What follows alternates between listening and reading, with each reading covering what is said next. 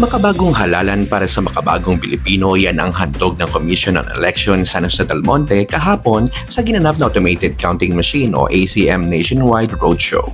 Target ng COMELEC ang mga first-time voters at regular voters upang magbigyan ng kaalaman sa paggamit ng makinarya na nagamitin ngayong halalan 2025. Sa darating na halalan ng isang rehistradong individual ay boboto ng mga sumusunod: 12 senador, isang miyembro ng House of Representatives, isang provincial governor, isang provincial vice governor, 2 miyembro ng Sangguniang Panlalawigan o Bukal, isang mayor, isang vice mayor, at 6 na city councilors para sa District 1 at District 2. At ang panghuli ay isang party list.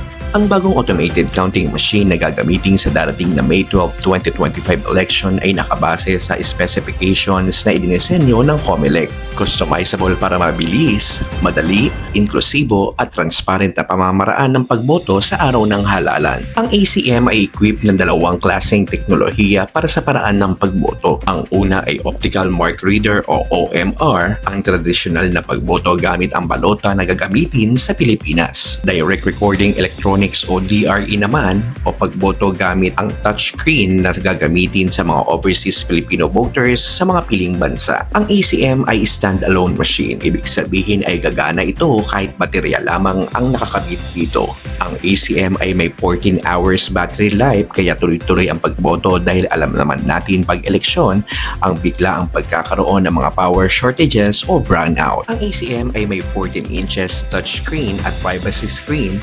Ibig sabihin ikaw lamang ang dapat makaalam ng iyong sagradong boto.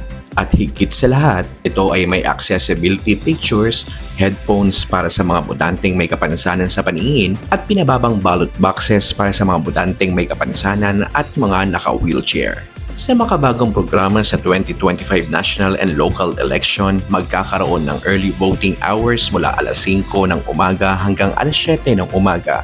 Ito ay para sa mga persons with disability, senior citizen at mga buntis. Magkakaroon rin ng mga mall voting para sa mga piling presinto o barangay na malapit sa mga mall. Internet voting naman para sa mga overseas Filipino voters para sa 76 na embahada at konsulado sa ibang bansa. Accessible polling place o APP at priority polling place o PPP naman para sa mga PWDs, senior citizen at mga buntis. Ang May 12, 2025 national and local elections ay isang makabagong halalan para sa makabagong Pilipino. Kaya naman mahalagang maramdaman ng sambayanang Pilipino ang kahalagahan ng bawat boto sa pamamagitan ng isang mas transparent, mas pinadali, mas inklusibo at mas accountable na proseso ng pagboto at ang kabuang sistema ng halalan.